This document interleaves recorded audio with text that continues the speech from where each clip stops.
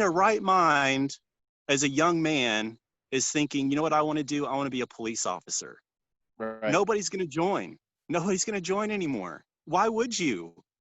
Yeah. Why would you put yourself and your family in not only in harm's way, but ridicule and shame and everything else, you know?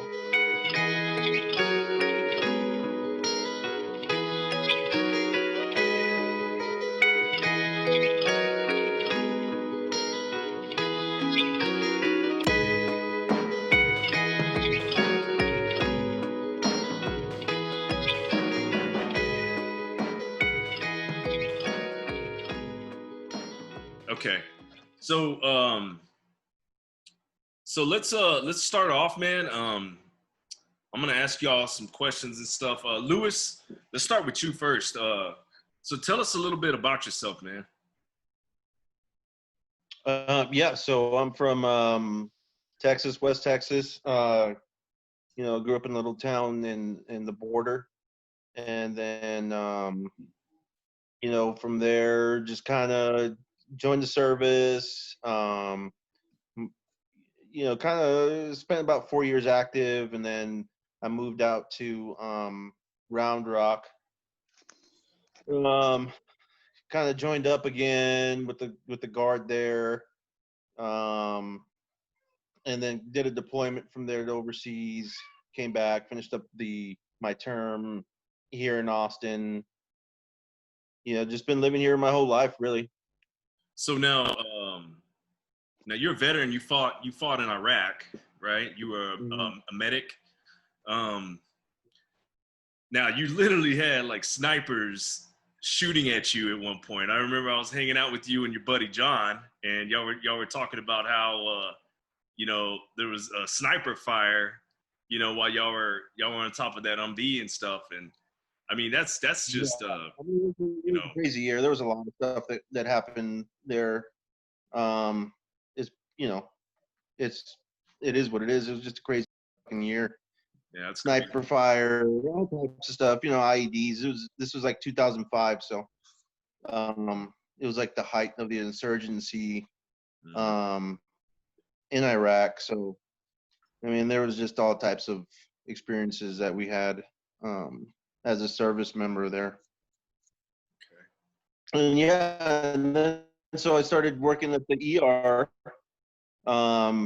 like 2007 as an ER tech, and then I've been doing that for a while. Just been in healthcare since. Now, Gerald, you're born in Texas. I mean, where are you from? Tell us a little bit about yourself too, man. Okay. I was born in Amarillo. Lived in the Panhandle for, growing up and stuff like that. Graduated from a small town up in the Panhandle. Graduated with a class of 13. Went to college. Kind of did that thing. Eventually graduated from Angelo State University in San Angelo with a degree in kinesiology. And I wasn't really finding any jobs with that, so I went back to school and graduated with my RN in 2010 and went into surgical ICU for a couple of years, and then I've been in the emergency room since then. I mean, there's just, I went to a few different schools, universities, whatever. Moved up to Lubbock after getting my nursing degree, and then a couple years there, moved down to Austin.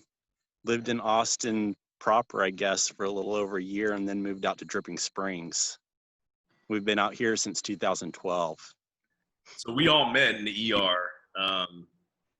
That's kind of where we all ran into each other and became the crew. So real quick, how do y'all feel about the issues surrounding defunding the police? Lewis, we'll start with you, and then we'll go down to Gerald and just kind of get y'all. Yeah, so I think part of the discussion is when it comes to anything, I guess our viewpoint is just kind of getting a viewpoint from your normal everyday type person. You know what I mean? How do I feel about defunding the police? Yeah, man, I don't want them to defund the police. I mean, they're there for a reason. You know, I mean, we need them. We need stability. Without them, yeah, you're just gonna have chaos. And you've seen it already. You've seen when politicians step in and stop from police from doing what their job. I mean, you've seen it in was it that autonomous zone?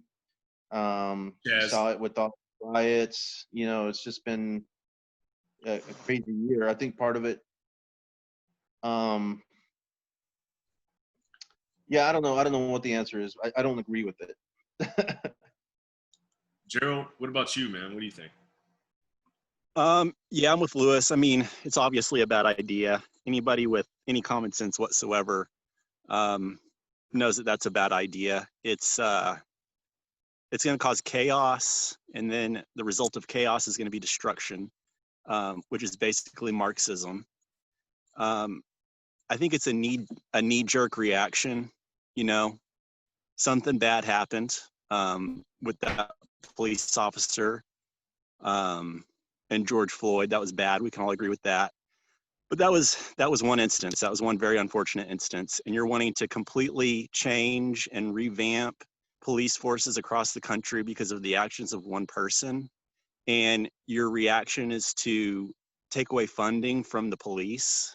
And then you know, you have a bunch of people saying, yeah, that's a great idea, let's do that. And then it starts to snowball and And get out of control. I think it's just going to piss a lot of police officers off.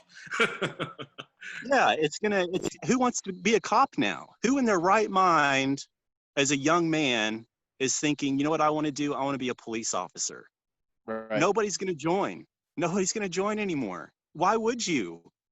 Yeah. Why would you put yourself and your family in not only in harm's way, but ridicule and shame and everything else, you know? So it's obviously, in my opinion, it's a bad idea. It's a rough situation. Yeah, definitely. It's a tough time, man. I don't know. I've never done policing, but dude, I mean, can you imagine? You know, you're going to work, and even when you're off, you're just kind of paranoid about who's around you. You can't even trust your own countrymen. You know what I mean?